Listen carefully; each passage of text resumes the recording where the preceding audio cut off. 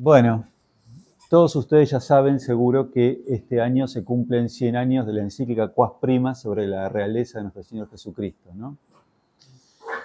Entonces, un tema interesante a tratar en este año es justamente sobre qué implicancias tiene el hecho de que Jesucristo sea proclamado Rey de toda la creación y Rey también de todas las naciones. Dice Pío XI, Pío XI es el que escribió la encíclica esta Quas Primas, ¿no? En el punto 33 dice, la celebración de esta fiesta,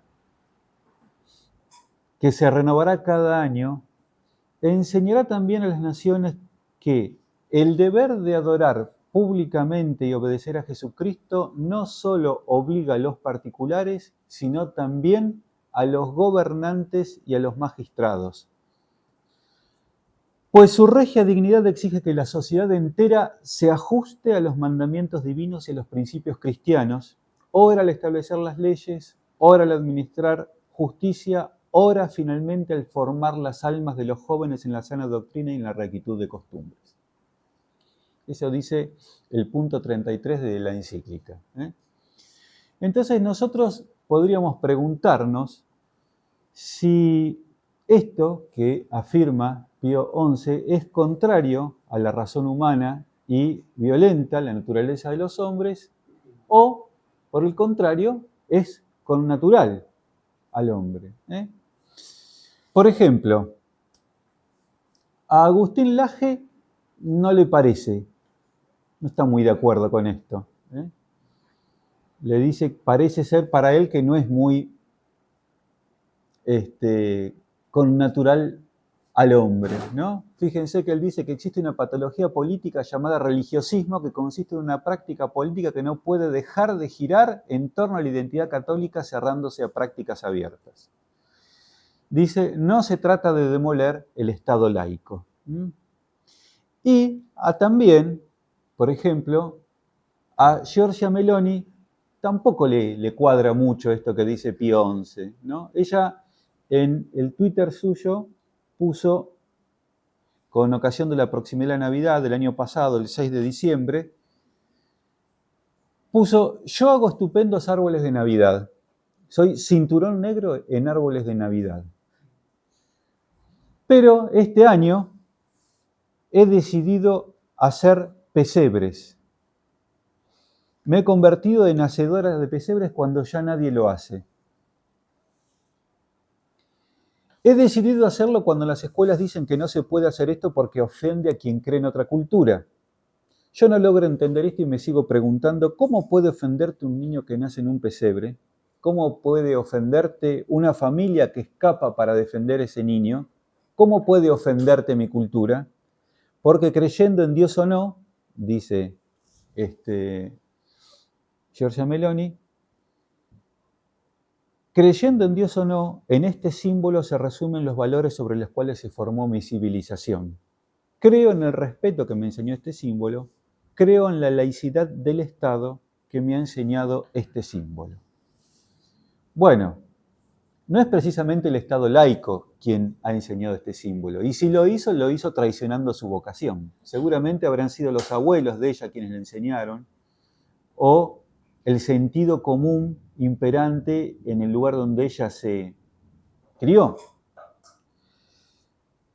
En el asombro que experimenta Giorgia Meloni frente a algunas de las consecuencias del Estado laico, se deja ver que no termina de entender bien aquello en lo que ella cree.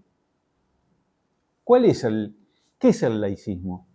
¿O cuáles son esos principios en los cuales se sustenta el Estado laico? El laicismo es un naturalismo político. ¿Qué es esto de naturalismo político? El naturalismo es un sentido común anómalo propio de la modernidad que sostiene que no puede haber ningún tipo de injerencia sobrenatural en la historia de los hombres, que la historia de los hombres es un lugar reservado exclusivamente a la voluntad del ser humano y que ahí Dios no puede manifestarse de ninguna manera. Esa cosmovisión, aplicado a la vida política, es la que da lugar a ese sentido común anómalo que se llama laicismo, que sostiene que la sociedad en definitiva puede y debe ser constituida sin tener en cuenta a Dios ni a la religión ni a Jesucristo, sin reconocer su derecho a reinar, es decir, de inspirar con su doctrina toda la legislación del orden civil. Entonces, los laicistas quieren, siendo consecuentes con este principio, separar el Estado de la Iglesia, es decir, el Estado no va a favorecer la religión católica, ni sobre todo va a reconocer los principios cristianos como propios, como suyos. Y también separa la Iglesia del Estado, que parece que es lo mismo, pero no es exactamente lo mismo, porque lo que hace de esta manera es reducir a la Iglesia a una asociación más, una asociación civil más de las tantas que existen dentro del Estado, ¿no? Y entonces se establece una instrucción pública obligatoria y laica, es decir, atea. Entonces, el laicismo en definitiva es el ateísmo del Estado, pero con otro nombre distinto de ateísmo. Ahora, ¿es posible que exista algún ateo convencido de su ateísmo y que sea neutro en materia religiosa? ¿Es posible ser un ateo militante y a la vez neutro en materia religiosa? ¿No es algo intrínsecamente imposible? Bueno, un episodio emblemático de esa imposibilidad intrínseca es este que está puesto en esta foto, que corresponde al fusilamiento del monumento al Sagrado Corazón. Es un monumento que estaba emplazado, o sigue estando ahora, pero no es exactamente el mismo, en el Cerro de los Ángeles, en el municipio de Getafe, a 10 kilómetros al sur de Madrid, el 23 de julio de 1936, pocos meses después de haber ganado las elecciones, el Frente Popular, pocos días después de haberse producido el alzamiento nacional y antes de que ese conflicto se transformara en una guerra civil. Este episodio no fue un episodio que se realizó entre gallos y medias noches por un grupo de exaltados, sino que fue un episodio perfectamente calculado que fue fotografiado y filmado para enviar un mensaje a España y al mundo sobre cuáles eran los valores sobre los cuales iba a fundar la República Española de ahí en más. Por eso es que fue filmado, fotografiado y comentado por la prensa republicana, quien calificó este hecho de una manera favorable como la desaparición de un estorbo. Vamos entonces a hablar, en definitiva, sobre el reinado social de Jesucristo y sobre el Estado laico, tomando como modelo de Estado laico la Segunda República Española, que se extendió entre los años 1931 y 1939, porque fue uno de los estados modernos que típicamente se reconoció a sí mismo con orgullo, como laico, e hizo del laicismo una de sus banderas favoritas. Cuando cayó Alfonso XIII, que era el monarca que reinaba en ese momento, se convocó a cortes constituyentes para fabricar una constitución y durante ese periodo muy corto se creó un gobierno provisional, uno de cuyos miembros más conspicuos fue Manuel Azaña, quien posteriormente, digamos, él fue uno de los grandes mentores de la revolución y posteriormente va a ser presidente de la República Española. En octubre de 1931, entonces, dirigiéndose a la Cámara de Diputados, Manuel Azaña les recordaba a los diputados y, haciendo ese acto público a todo el orbe y a nosotros también, Dice, pues yo digo que en el orden de las ciencias morales y políticas, la obligación de las órdenes religiosas católicas, en virtud de su dogma, es enseñar todo lo que es contrario a los principios en que se funda el Estado moderno. Os he de decir que ese es un drama que yo con mi voto no consentiré que se reproduzca jamás. Entonces, como el cristianismo sostiene principios contrarios a aquellos en los que se funda el Estado moderno, el Estado laico es por necesidad antirreligioso y específicamente anticatólico. Y además, por eso mismo los republicanos entendían que la identificación que tradicionalmente se hacía entre el Estado español y el catolicismo era lo que de alguna manera legitimaba la monarquía, y para poder acabar con ella era necesario acabar con la influencia social de la Iglesia. Bien, este naturalismo político no es una mera posición práctica o filosófica porque, como dice Donoso Cortés, detrás de todo problema político hay un problema teológico.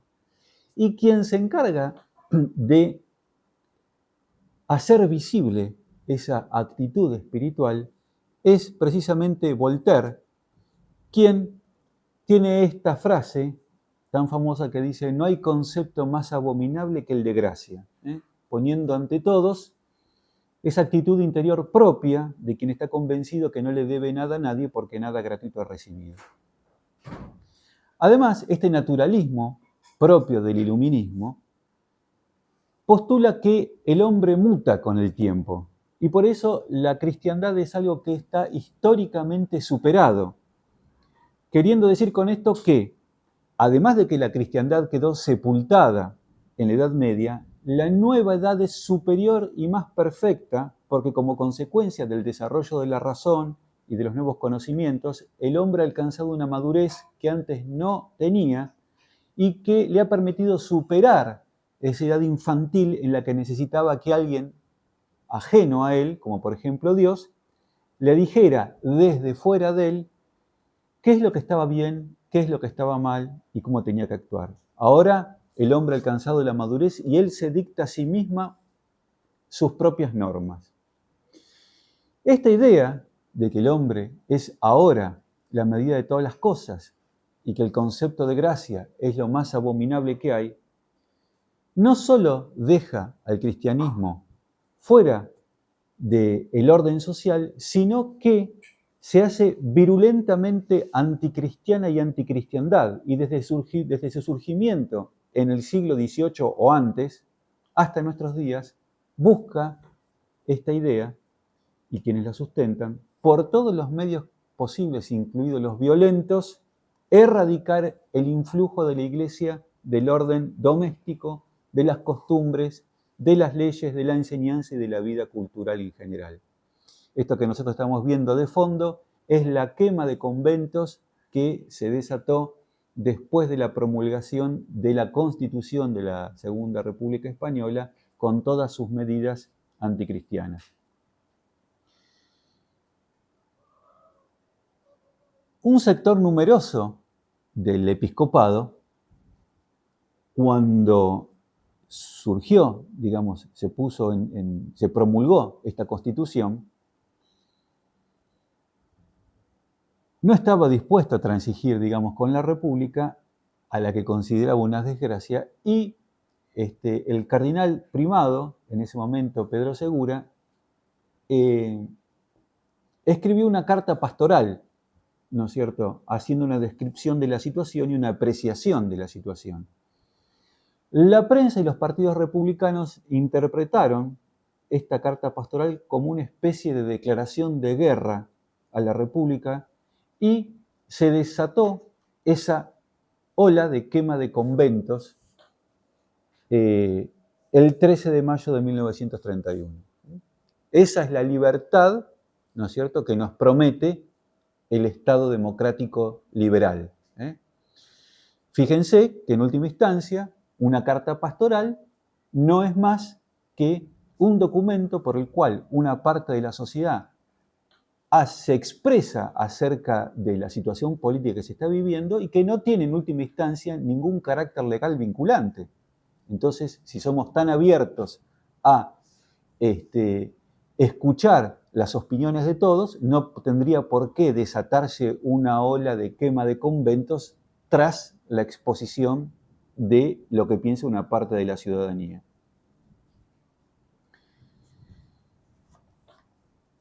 Cuando el gobierno estaba reunido a primeras horas de la mañana del lunes 11 de mayo de 1931, le llegó la noticia de que la casa profesa de los jesuitas estaba ardiendo.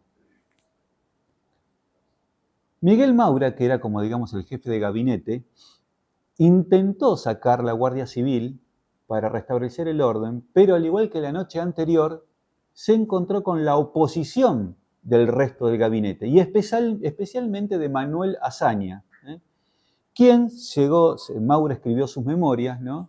Y dice que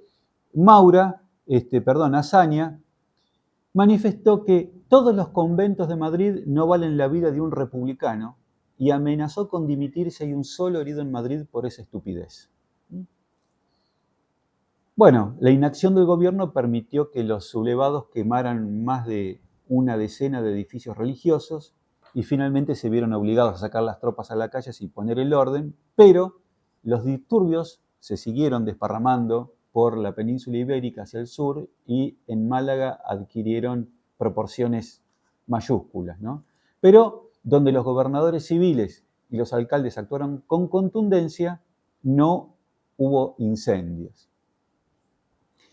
El programa anticatólico de la Segunda República incluía la supresión del presupuesto del culto y el clero, el matrimonio civil, el divorcio, la secularización de los cementerios y de los hospitales, la disolución de las órdenes religiosas, la reglamentación del culto público. Fíjense, hay un artículo periodístico de un diario, un alcalde socialista impone multas por vitorear a la Virgen. Esa es la libertad que nos promete el Estado democrático, liberal. Bueno, la expulsión de los jesuitas, la nacionalización de sus bienes, sustituyendo los colegios religiosos por escuelas laicas, se retiraron los símbolos religiosos de los espacios públicos, se prohibió la asistencia a actos religiosos de los militares, no siendo a título personal, y se suspendieron las festividades de los patronos de armas y cuerpos del ejército. Los entierros católicos fueron considerados manifestaciones públicas de culto, por lo que, de acuerdo con el artículo 27 de la Constitución, tenían que ser autorizados por los alcaldes, quienes podían establecer las normas por las que debían regirse e incluso gravarlos con impuestos.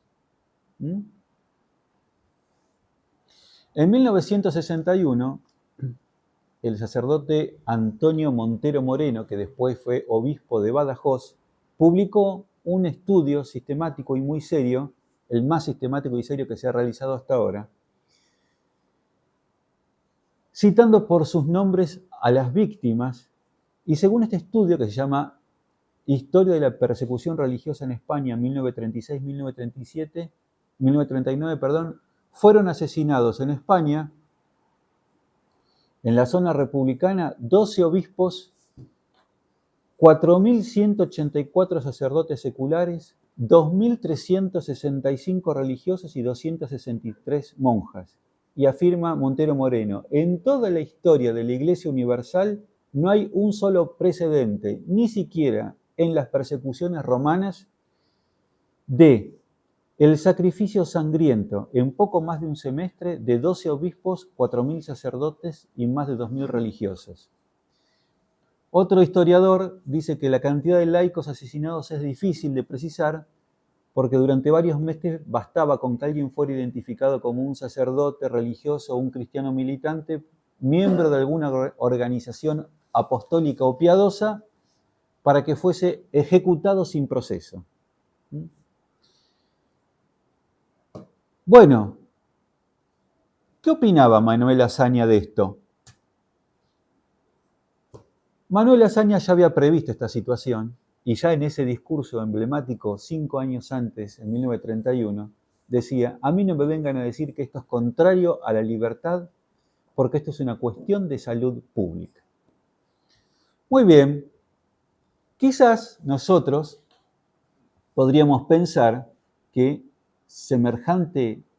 después de semejante barbarie que causaron esos principios sobre los cuales se quiso fundar la sociedad española en ese momento, después de ver las consecuencias, esos principios fueron abandonados, porque como ahora la humanidad alcanzó un grado de madurez que antes no tenía, esos principios habrán sido dejados de lado. Pero no. Acá lo tenemos al presidente de España, Pedro Sánchez, rindiendo un homenaje a Manuel Azaña frente a su tumba en Francia el 24 de febrero de 2019. Y hace poco, hace tan solo en junio de este año, un obispo de la diócesis de San Sebastián se vio obligado a salir en defensa del monumento al Sagrado Corazón, que pedían que fuera derribado por considerarlo una forma de exaltación del nacionalcatolicismo franquista. Entonces, a nosotros los católicos, el mundo nos exige que en cuanto católicos nos tiene que parecer bien que la vida social se funde en principios anticatólicos y tenemos la obligación moral de que nos parezca mal el nacionalismo católico. Ahora bien, el problema es que para nosotros no existe una posición intermedia entre ambas posturas, porque o se considera la ley de Cristo como ruinosa para el hombre y se funda la sociedad deliberadamente a sus espaldas, o se funda sobre la ley de Cristo con todo lo que ello efectivamente implica, y entonces se entiende la patria no como un ídolo, sino como esa porción de la creación en la que Dios nos ha puesto para cultivarla y, mediante esa labor, elevarla a una dimensión superior para la alabanza de la gloria de Dios. No hay ninguna posibilidad de que exista una posición intermedia entre ambas. Lamentablemente, muchos católicos creen y creyeron que sí, con gravísimas consecuencias. Dos personas paradigmáticas de ese funesto error son los primeros dirigentes de la Segunda República Española, que eran católicos, Niceto Alcalá Zamora y su jefe de gabinete, Miguel Maura, quienes creyeron que era posible establecer un Estado laico, pero que no fuera muy consecuentes con sus principios fundantes, que fuera solo un poquito laico. Por eso, cuando vieron la magnitud de los cambios antirreligiosos que se habían introducido en la nueva Constitución, renunciaron. Eso sí, cuando tras la aprobación de la nueva Constitución le propusieron a Alcalá Zamora postularse nuevamente como presidente de la República, no tuvo problemas en aceptar y fue presidente de la República durante 5 años. ¿Por qué la revolución estaba interesada en que el presidente fuera un católico? Bueno, justamente para lograr de alguna manera convencer a el electorado no revolucionario de plegarse a los principios de la revolución. Porque era un católico el que estaba ahí. Entonces, los católicos, ¿cómo vamos a votar un presidente católico? Alcalá, Zamora y Maura son los prototipos de católicos que quieren ser moderados y políticamente correctos, o sea, que quieren ser revolucionarios, pero no quieren las consecuencias de esos principios. Y no se dan cuenta que cualquier principio, una vez que está puesto en vigencia, tiende naturalmente a desplegar y manifestar todo lo que lleva dentro de sí, hasta completar todos sus efectos. Y por lo tanto, pretender que esos efectos se detengan a mitad de camino es una insensatez que lleva a errores de apreciación de la realidad de proporciones mayúsculas. Sus errores de cálculo en cuanto a la capacidad destructiva de sus principios políticos fueron mayúsculos. Fíjense que en 1936 la Segunda República rindió homenaje a la Unión Soviética en la Puerta de Alcalá, nada más y nada menos, en pleno centro de Madrid. Ahí ven la foto de cómo está tapada la inscripción superior con un gran escudo de la Unión Soviética, el retrato de Stalin y a un lado y al otro sus ministros de Relaciones Exteriores y los ministros de Defensa. Sin embargo, unos días antes habían destinado a Franco a la comandancia de Islas Canarias para sacarlo lo más lejos posible. Y Franco, cumpliendo su, digamos, el protocolo de procedimiento antes de irse a las Canarias, fue a visitar al presidente, a presentarle sus respetos, y ahí le comentó sus temores de que la República estaba caminando un camino que la llevaba al comunismo. ¿Qué le contestó Alcalá Zamora? Váyase tranquilo, general, que en España no habrá comunismo. Unos días más tarde aparecían estas imágenes en pleno centro de Madrid.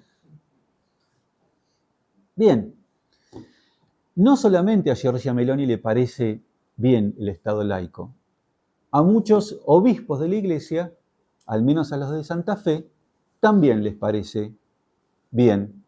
Ya estarán enterados, me imagino, todos ustedes de esto, porque esto ya es noticia vieja.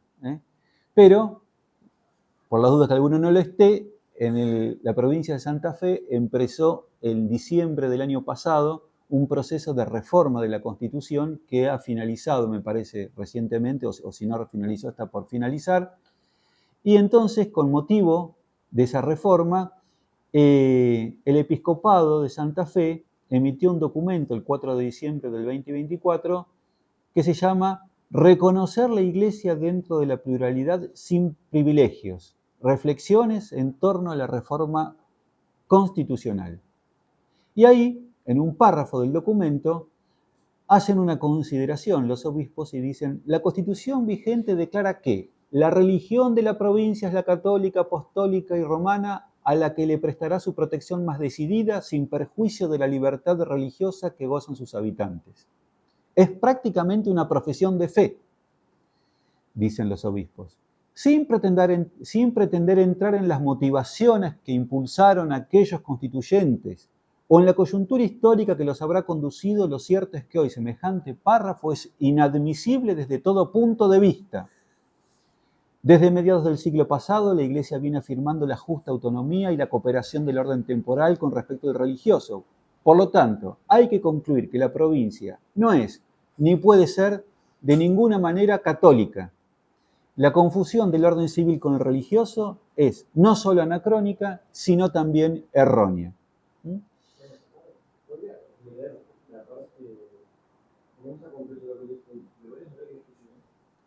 ¿Lo leo todo de nuevo, decís?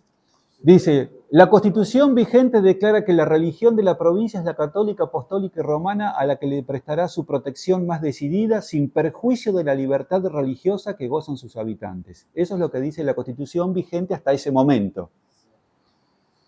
Y los obispos dicen, hacen una apreciación, una reflexión sobre ese párrafo que tenía la Constitución vigente. ¿Qué dicen los obispos? Que eso es prácticamente una profesión de fe, y que sin pretender entrar en las motivaciones que impulsaron a aquellos constituyentes o en la coyuntura histórica que los habrá conducido, lo cierto, dicen los obispos, es que hoy semejante párrafo es inadmisible desde todo punto de vista. ¿Por qué? Porque dice que desde mediados del siglo pasado la Iglesia viene afirmando la justa autonomía y la cooperación del orden temporal con respecto al religioso. Entonces, en virtud de esas consideraciones que ellos dicen que viene haciendo la Iglesia, hay que concluir que la provincia no es ni puede ser de ninguna manera católica. La confusión, dicen ellos, del orden civil con el religioso es no solo anacrónica, sino también errónea. De manera que para los obispos de Santa Fe, lo que afirma Pío XI en Quas Primas no solo es anacrónico, sino que es erróneo, porque sería una forma concreta de confundir el orden social civil con el religioso, ¿no? Y es posible confundir un orden con el otro, y sí, por supuesto que es posible. Por ejemplo, cuando la Iglesia se mete a opinar sobre cuestiones técnicas de gestión de distinta índole, incluso de gestión de estructuras sociales o lo que sea, se está metiendo en cosas que no son de su propia competencia. Sin embargo, los principios éticos y morales sobre los que se fundan los procedimientos o mecanismos de gestión sí entran dentro de la órbita de la Iglesia, porque todo acto moral del hombre entra dentro de la órbita de la Iglesia. Y también ocurre que se confunde al revés ese mismo orden cuando el Estado somete jurídicamente a la Iglesia, tratándola como una asociación civil más entre otras, desconociendo el carácter o el fundamento sobrenatural de la Iglesia, ¿no?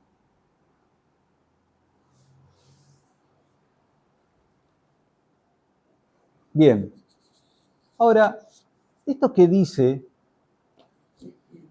Pío XI no es un invento personal de él, sino que esto es lo que ha enseñado a la Iglesia desde siempre, y para enseñarlo, la Iglesia no se ha apartado de la racionalidad humana. Vamos a ver entonces cómo esto que la Iglesia ha enseñado siempre y que Pío XI en la encíclica Quas Primas lo vuelve a reafirmar, es algo perfectamente, digamos, connatural al hombre y a su naturaleza racional. Lo primero que hay que tener en cuenta entonces es que en el cosmos reina un orden, y ese orden para el hombre es un orden dado. ¿Qué significa que que es un orden dado? Significa que está puesto antes que el hombre existiera y que va a seguir estando cuando el hombre desaparezca. Es algo que el hombre no tiene la posibilidad de modificar. Es algo que está puesto ahí sin que a él nadie le haya consultado nada. Como es algo que él no ha puesto y que nadie le ha consultado sobre él, es algo que no le queda otra alternativa al hombre que adecuarse a él. Él puede hacer un uso ingenioso de todos esos recursos de orden, pero no puede cambiar el orden. Por ejemplo, él puede ingeniosamente configurar una serie de fierros y chapas para que, dadas determinadas condiciones, eso se pueda sustentar en el aire a pesar de que es más pesado que el aire, como por ejemplo un avión, pero no puede suspender la ley de gravedad para que eso flote. Es decir, puede hacer un uso ingenioso de los recursos de orden, pero no puede alterar el orden que existe en el cosmos. Se tiene que adecuar a él. Eso significa que algo está dado para el hombre. Pero, además de encontrarse con esa realidad exterior a él como algo dado, también se encuentra que su propio ser personal es algo dado y que por lo tanto es algo que no puede modificar y al cual se tiene que adecuar. Él se encuentra con que sin que nadie le haya consultado nada a él, se encuentra formado con un cuerpo y con un alma y que tiene una inteligencia y una voluntad y que es capaz de conocer y amar y que por eso es persona. Se encuentra el hombre como algo dado que es persona, varón o mujer. Pero además de encontrarse como algo dado con su propio ser personal, se encuentra también como algo dado su propio ser interpersonal, porque pertenece a la naturaleza del hombre el hecho de ser social. Como la persona es finita y limitada, no puede vivir aisladamente, sino que tiene que vivir en relación esencial, es decir, que forma parte de su esencia de ser humano con otras personas. También se tiene que adecuar a esto, no lo puede modificar, el hombre es así. Y por esa razón el hombre se asocia con otros hombres para formar sociedades, las más básicas de las cuales es la familia. Pero, este aquí otro problema, que las sociedades no las puede formar de cualquier manera, porque como es persona, tienen una inteligencia llamada a conocer el ser de las cosas, o sea, la verdad, y una voluntad llamada a elegir el bien. Por lo tanto, el hecho de ser persona,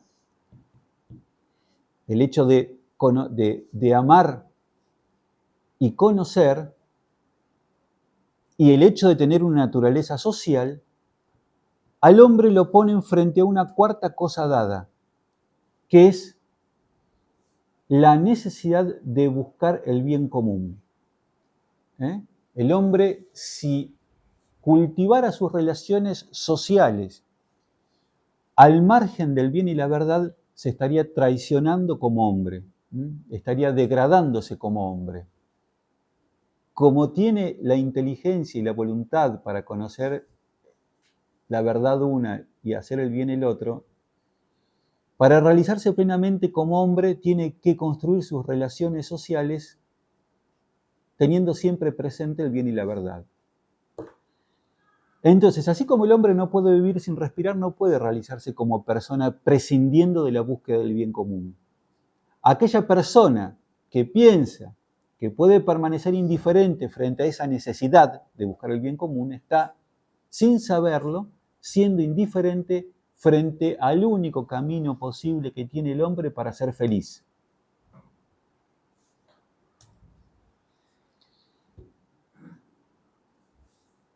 Al hombre que por algún motivo le pasa desapercibido esto, lo sustancial de la vida humana le pasa por delante sin poder verlo. Aquel que ha puesto la esperanza de ser feliz,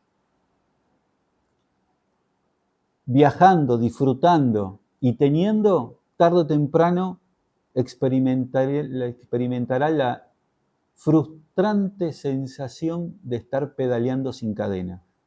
Lo que hace que la vida valga la pena de ser vivida para el hombre es su compromiso con el bien común.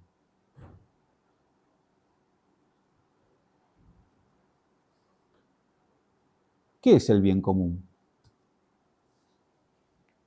El bien común es un fruto que se obtiene del cultivo de las relaciones sociales y políticas del hombre sobre o teniendo en cuenta determinados valores o principios de orden, que hacen que, como consecuencia del cultivo de esas relaciones, teniendo en cuenta esto que yo acabo de decir, se crean una serie de condiciones, una serie de bienes que al hombre le permiten llevar a su plenitud su capacidad de amar y de conocer.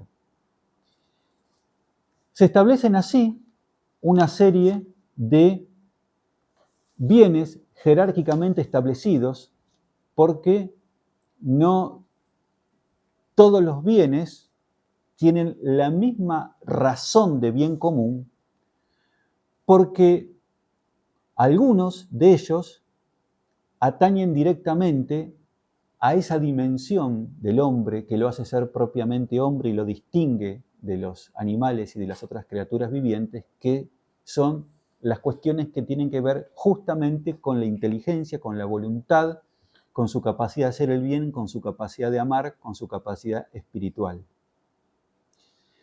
Otros bienes, esos bienes que surgen así y que al hombre le permiten realizarse en cuanto tal, son como fines que el hombre busca. En cambio, hay otros bienes que también forman parte del bien común, que son los bienes materiales.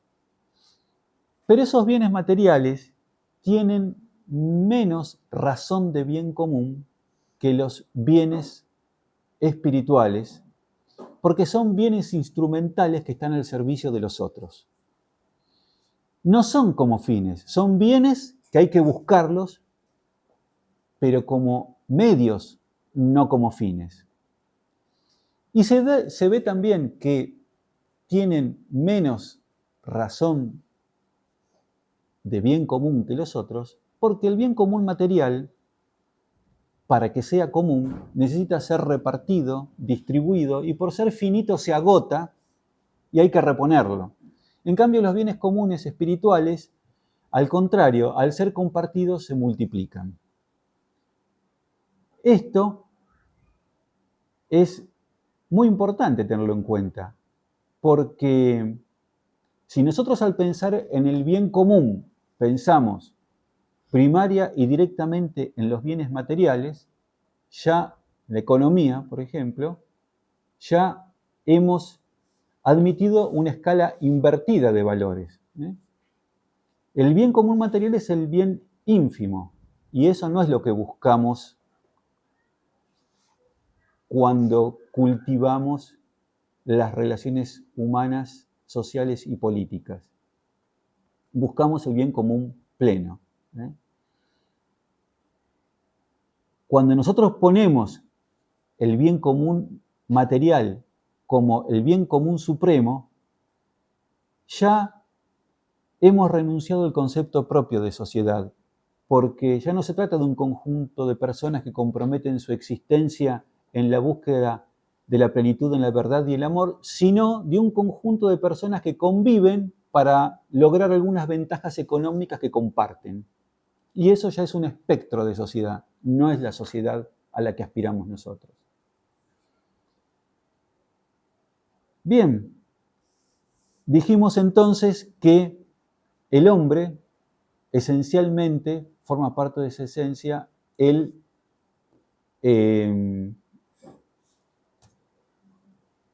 acá, antes de pasar eso, los bienes materiales inclusive hay que tener presente que si no se ordenan al fin último del hombre, ni siquiera son un bien, porque se transforman en un ídolo para el hombre. Decíamos entonces que el hombre pertenece a la naturaleza del hombre, a su esencia, digamos, al ser social, y que entonces el hombre busca espontáneamente asociarse con otros, y la primera sociedad que surge es la de la familia. Cuando surge la familia da pie a que surjan otras necesidades, porque la familia no puede solventar todas sus necesidades, entonces da pie a que aparezcan otras necesidades que van a ser resueltas por otras sociedades más complejas que la de la familia, y así van surgiendo los cuerpos intermedios hasta que finalmente surge el Estado que le da un marco legal a todo ese funcionamiento. ¿Por qué digo esto? Es muy importante tenerlo presente, porque significa que no es el Estado quien crea la familia y los cuerpos intermedios, sino que ellos son anteriores a él, son su fundamento. De manera que acá aparece otra cosa como dada, pero esta vez como dada a la autoridad y la sociedad civil, que son la familia y los cuerpos intermedios. Ellos le están dados a la sociedad civil.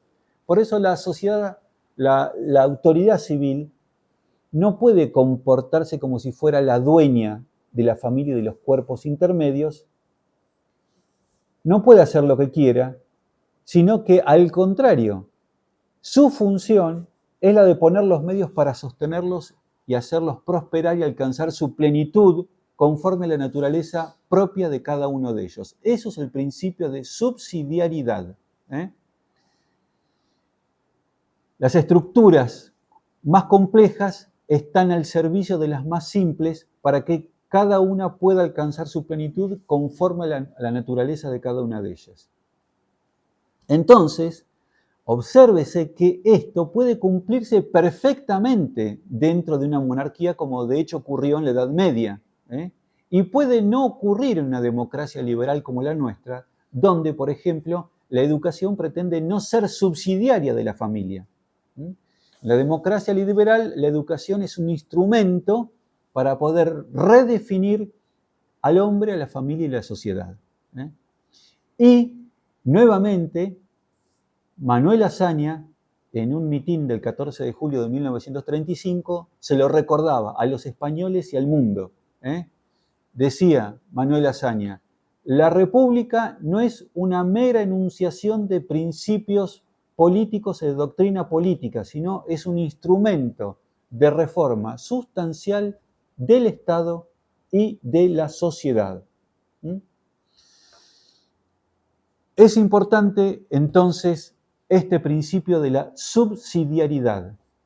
El Estado y los cuerpos intermedios más complejos están al servicio de los más simples para que ellos puedan alcanzar su plenitud conforme a la naturaleza de cada uno de ellos. Es importante tenerlo presente porque justamente la eliminación del principio de subsidiariedad es lo característico de los regímenes totalitarios de cualquier signo. El mecanismo que han usado tanto el comunismo como el fascismo es la absorción de los cuerpos intermedios por el Estado, de forma que estos cuerpos intermedios pasan a ser un organismo de control más del propio Estado. Bien, estamos hablando de por qué cuando la Iglesia enseña que Cristo debe ser Rey de las Naciones,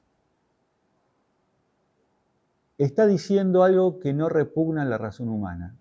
Y hablamos y dijimos que existe una serie de órdenes que están dados al hombre que hacen que el hombre, para poder realizarse como ser humano, tenga que vivir en sociedad cultivando una serie de principios, de valores, cuyo cultivo genera una serie de condiciones a las que hemos llamado bien común. La otra idea que hay que tener presente y que converge en este sentido es el tema de la unidad, que surge naturalmente del Dios uno y de su obra el universo, porque la unidad de Dios de alguna manera se prolonga en su obra. El hombre está llamado a hacerse socios de los demás hombres, a formar una sociedad para alcanzar el bien común. Y esa unidad social fue una de las características más evidentes de la Edad Media y de la Hispanidad, y la figura del emperador es especialmente simbólica de esa unidad. Ahora bien, la utilidad política de la unidad social no fue un descubrimiento del cristianismo, porque ya los distintos imperios de la antigüedad precristiana de Oriente y Occidente lo tenían muy claro, y los regímenes despóticos y totalitarios modernos también. De manera que no es cuestión de hablar de unidad sin más, porque, por ejemplo, lo que entendía Napoleón por unidad es distinto de lo que entendía la Edad Media por unidad. Pero, en definitiva,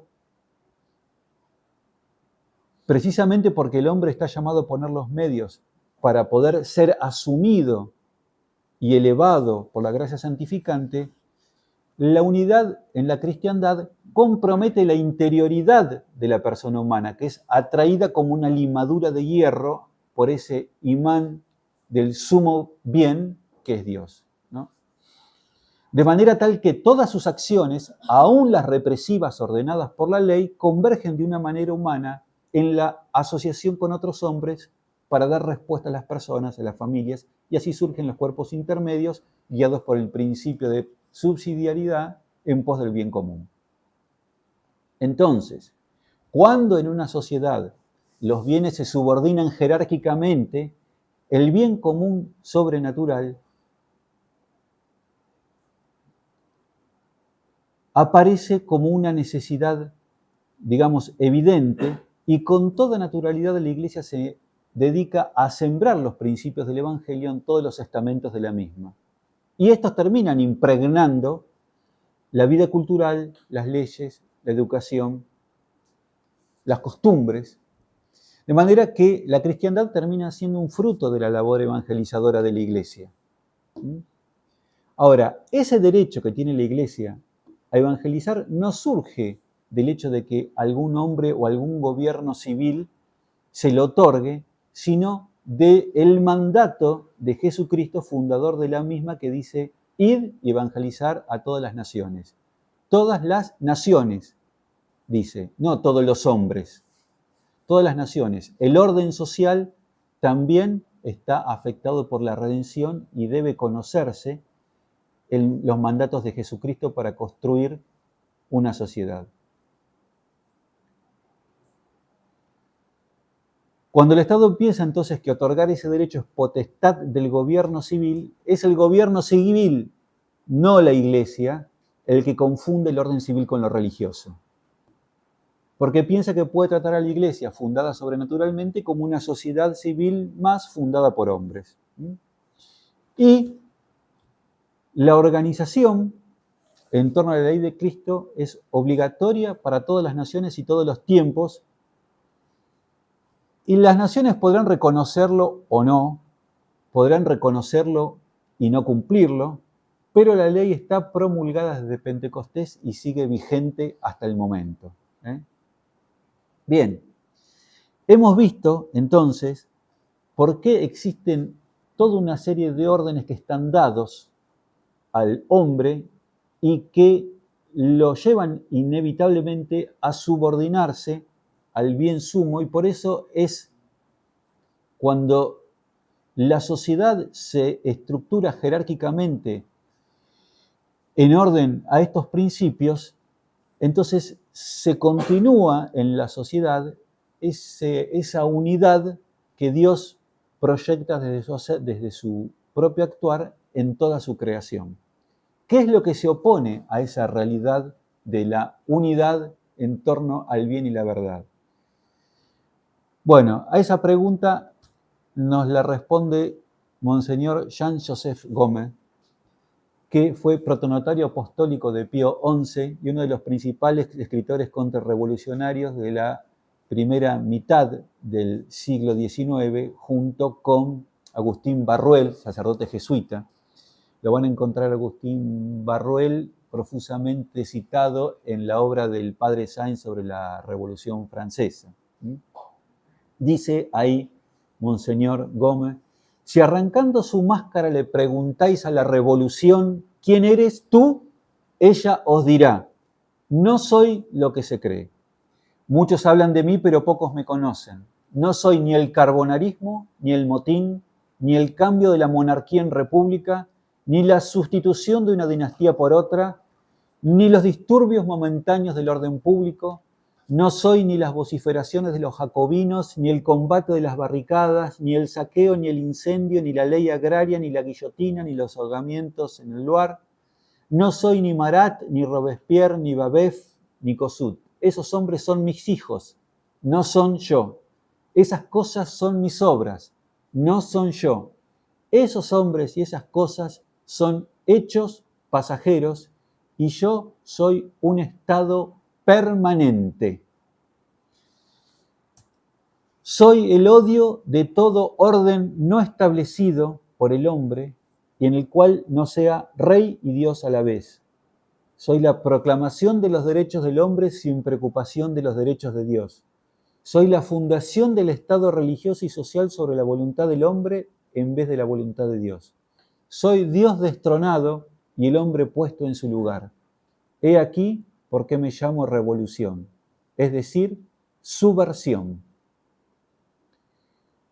Muy bien, esta idea de la revolución, así entendida, es la idea fundante de todo Estado moderno. Y si a alguno le queda alguna duda, nuevamente Manuel Azaña nos lo recuerda en el mitin del 16 de diciembre de 1934.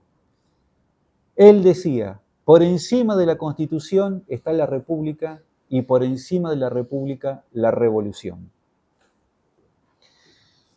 Ya hemos mencionado varias veces la palabra república y vamos a hacer entonces una brevísima aclaración sobre lo que es la república o qué se entiende por república, porque muchas veces a lo mejor cuando nosotros hablamos de la República Argentina, la República Española, la República Francesa, pensamos que es un régimen político que tiene algo que ver con aquella forma esplendorosa, si se quiere, de la República Romana en los siglos III y II antes de Cristo, ¿no?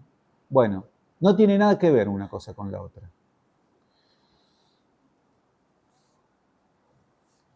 Esa república, ¿no es cierto?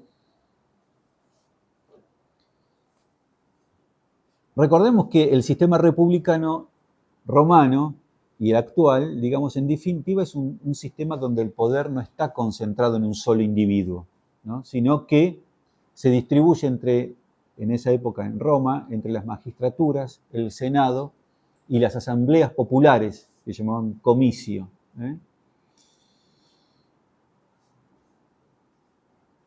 Lo único que quedó de ese régimen republicano es la distribución del poder, nada más. ¿En qué cosa es diametralmente opuesta una concepción política de la otra? Bueno, justamente en que ese orden jurídico y político para el romano tenía fundamento en las leyes del culto. Porque para el romano todo el orden depende de la divinidad. También el orden de lo justo. En la mente romana antigua, el orden de lo justo forma parte de un orden más amplio, que es el orden de lo fasto, que es el orden de lo que complace a la divinidad, y dentro de aquello que complace a la divinidad está lo que es justo. Y la autoridad existe entre los hombres para que se desarrolle, se consolide e incremente el orden de lo que es justo. Ahora, ese orden depende primeramente de la divinidad, porque el hombre se encuentra con que está dado. Ya sabemos lo que quiere decir eso, ¿no? Se encuentra inclusive como dado el orden que dimana de su propia naturaleza y lo establece en un orden universal y le da una misión en la totalidad del cosmos, es decir, en ese todo armonioso del universo. Y el hombre tiene que cumplir un papel ahí, fundando ciudades y conservando las ya fundadas, para lo cual tiene que primero cultivar la tierra, es decir, tiene que humanizar el mundo natural y ponerlo al servicio de la vida racional, moral y jurídica de los hombres, que es lo más alto que existe en la tierra. Cicerón tiene una frase que dice: no hay cosa que acerque más al hombre al numen de los dioses que el hecho de fundar ciudades y conservarlas ya fundadas. ¿Por qué? Porque el hombre, fundando ciudades, que la ciudad para el romano lo fundaban ceremonialmente, ¿no es cierto?, hundiendo el arado en la tierra y separando esa porción, el templum, del resto de la tierra, cultivaba esas relaciones sociales y políticas en base a una serie de principios de orden y valores que le permitían obtener como fruto el bien común. Por eso, ese acto lo asemejaba de alguna manera a los dioses.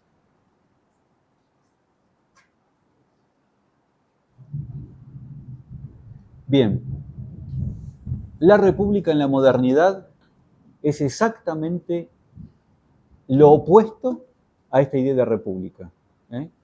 Porque después de la Revolución Francesa, la república es un instrumento jurídico, político, para imponer la revolución entendida tal como la definimos anteriormente. Y por eso, en el segundo bienio de la República Española, de la Segunda República Española, cuando gana la derecha conservadora y manifiesta su voluntad de pegar marcha atrás con las medidas laicistas tomadas en el primer bienio, se produce un levantamiento contra la República en la zona de Asturias, lideradas por el Partido Socialista Obrero Español y los sindicatos anarquistas. Por eso, el primer alzamiento contra la República no fue el alzamiento nacional, sino el alzamiento de la izquierda en la Revolución de Asturias. Y fue precisamente cuando se produjo ese viraje, cuando Azaña se vio obligado a recordarle a todos los españoles y al mundo que por encima de la Constitución está la República y por encima de la República la Revolución. Y vamos terminando ya. Volvemos a Cristo Rey. Es una opinión común entre los que estudian el Evangelio de San Juan que el evangelista se esfuerza en mostrar cómo a lo largo de la pasión Cristo sigue ejerciendo su reyesía e imperio sobre el cosmos, el mundo y la historia humana. Es una cosa muy curiosa que a Cristo las multitudes lo buscaron para proclamarlo rey, y cuando las multitudes lo buscaron para proclamarlo rey, Cristo rehuyó de alguna manera ese reconocimiento. Sin embargo, cuando el hombre lo denigra, lo azota y lo convierte en una miseria humana viviente, es entonces cuando Cristo reclama delante de todos su título de rey.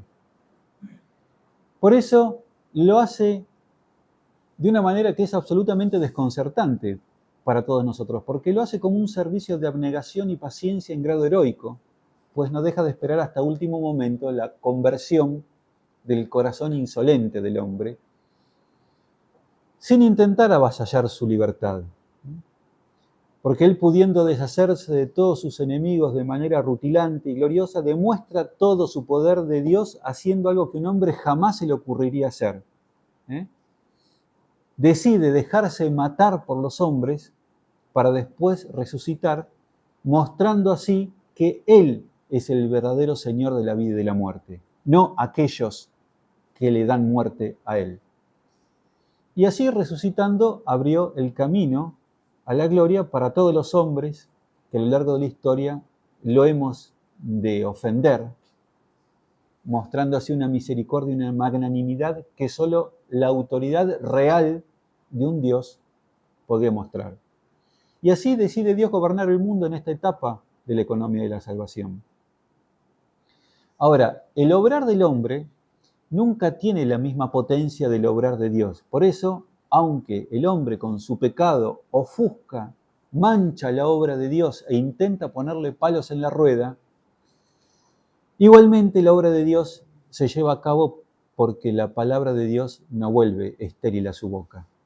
Y termina consumándose igual por caminos insospechados, incluso para mayor rabia de sus enemigos, quienes involuntariamente se transforman en instrumentos de la obra de Dios, porque, por ejemplo, cuando Cristo lo crucifican, queda crucificado con la proclamación de su reyesía, rey de los judíos. E incluso, cuando se intenta de alguna manera eliminar la posibilidad de el conocimiento público de su resurrección, quienes están encargados de cumplir la misión de verificar que esa resurrección no se va a realizar, son quienes terminan transformándose por esa misma situación en testigos calificados de la resurrección. Porque para la ley, aquel testigo que testifica en contra de sus propios intereses es técnicamente un testigo calificado. Y en este tramo de la economía de la salvación nosotros no podemos pretender un camino distinto del que Cristo ha señalado con su sangre, con su paciencia y con su abnegación.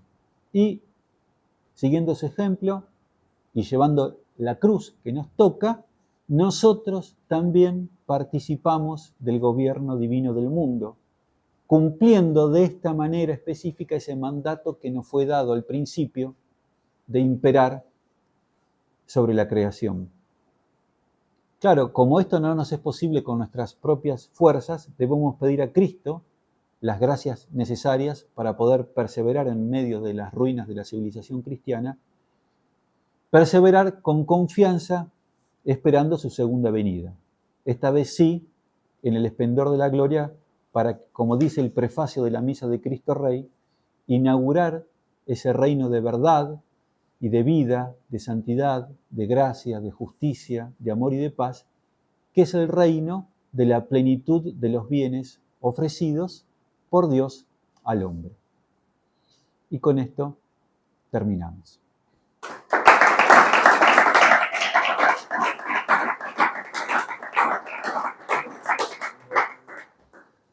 Bueno, no sé si quieren hacerme alguna pregunta.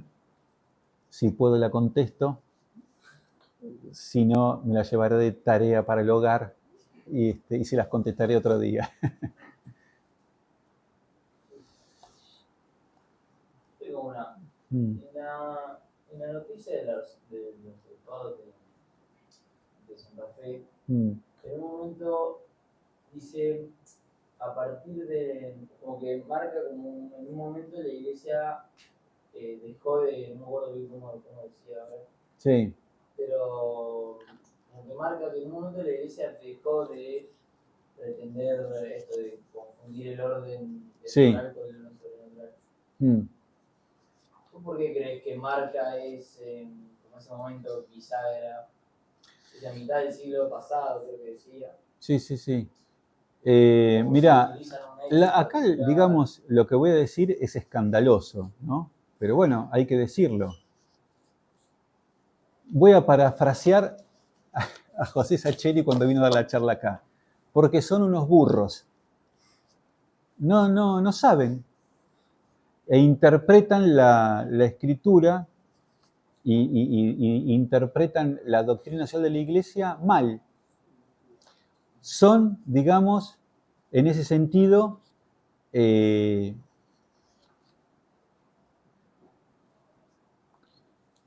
personas que de una manera impúdica y descarada malinterpretan las cosas. Si ellos fueran a rendir un examen a la facultad y un profesor les tomara qué es lo que enseña la iglesia, desaprobarían, porque son burros, digamos, ¿no? Ellos creen que porque tienen un puesto de poder, pueden decir ahí lo que a ellos les parezca para justificar sus actitudes y los demás nos vamos a quedar callados la boca genuflexamente porque son obispos, ¿no? Pero la verdad viene siempre por sus fueros y ellos están tan obligados a respetarla como cualquier hijo de vecina, ¿no? Entonces, la verdad es algo que el hombre descubre, no algo que inventa. O algo que establece el hombre con su voluntad. Estoy buscando a ver el pasaje, es exactamente, siempre que hablan aparte de una manera deliberadamente confusa, para que cuando los ponen contra acá está, cuando lo ponen contra las cuerdas, ellos digan, no, yo lo que pasa que quise decir que. Acá dice, desde mediados del siglo pasado la Iglesia viene afirmando la justa autonomía y la cooperación del orden temporal con respecto al religioso. Bueno, estos problemas, ¿no es cierto? No es así, porque ya San Pablo, en una de sus cartas, le manda a los romanos que obedezcan a la autoridad competente y en ese momento estaba Nerón, nada más y nada menos. Y ya Jesucristo le pide a uno, cuando es puesto, digamos, ahí en esa disyuntiva, les pide a alguno una moneda y le dice, ¿de quién es esta figura? ¿No es cierto? Del César. Bueno, da al César lo que es del César y a Dios lo que es de Dios. Entonces, esto no es un problema que viene la Iglesia afirmando desde mediados del siglo pasado. Es un disparate eso. Lamentablemente, los obispos argentinos, al menos, no son un faro de luz y no son hay personas a las que se les pueda tener confianza en cuanto a la verdad de las cosas que dicen. Ellos mismos con sus acciones y sus declaraciones se han despojado de la autoridad que tiene que tener quien ostenta la cátedra que le corresponde al obispo ocupar para confirmar su grey, ¿no? No sé si alguien me quiere preguntar algo más. Una de las cosas que es interesante también respecto a de cómo la palabra de Dios no vuelve estéril a su boca y cómo aquellas mismas personas que intentan ponerle palos en la rueda terminan transformándose en medios a través de los cuales el plan de Dios se cumple, se ha visto a lo largo de la historia de la humanidad un montón de veces. Pero uno de los ejemplos más, o por lo menos que a mí me llama más la atención, es lo que ocurrió con las apariciones de la Virgen de Lourdes y el santuario de Lourdes, ¿no? Porque ustedes, no sé si recuerdan la historia, pero cuando comienzan las apariciones de Lourdes, el problema es un problema principalmente de tipo político, ¿no es cierto? Porque ustedes piensen que no hacía tanto tiempo que había ocurrido la Revolución Francesa y había un ambiente anticlerical y anticatólico candente, digamos, ¿no? Y de ninguna manera el gobierno civil estaba dispuesto a darle la posibilidad a ese fenómeno religioso que se estaba produciendo a, digamos, permitir que se gestara un nuevo sentido común católico antirrevolucionario. Y entonces Bernardita sufre las persecuciones, una niña sufre las persecuciones del orden civil y la meten presa, etcétera, etcétera. Y cuando ven que no pueden detener eso, ocurre una situación muy similar a la que ocurre cuando intentan demostrar que la resurrección de Cristo es una superchería. ¿Qué es lo que hacen? Crean un comité científico integrado por médicos revolucionarios, por médicos que sirven al orden de la revolución, para demostrar que todas esas personas que iban al santuario, la curación de esas personas era una superchería. Y entonces revisan a los enfermos, constatan fehacientemente que están enfermos, y después que los que se curan, porque no todos se curan, no les queda otra alternativa que constatar que efectivamente están curados, para sorpresa de ellos. Uno de esos médicos, que no formaba parte de ese comité científico al servicio de la revolución, pero que sí estaba al servicio de la revolución en definitiva, quizás sin saberlo, pero que tenía ese sentido común revolucionario, fue un poeta que, aparte de ser médico, era poeta, que se llamó Alexis Carrel, que en el afán de demostrar esa superchería acompañó una paciente suya con una peritonitis tuberculosa en estado terminal y efectivamente esa paciente se curó milagrosamente porque eso era imposible que se curara. Bueno, eso hizo que Alexis Carrel se convirtiera al catolicismo y esa conversión de Alexis Carrel al catolicismo motivó que lo echaran de la Academia Nacional de Medicina Francesa, ¿no?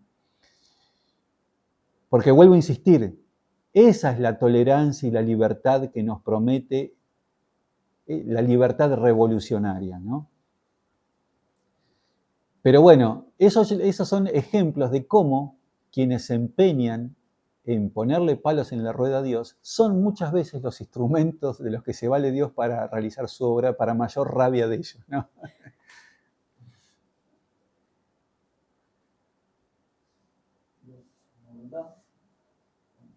Bernardo.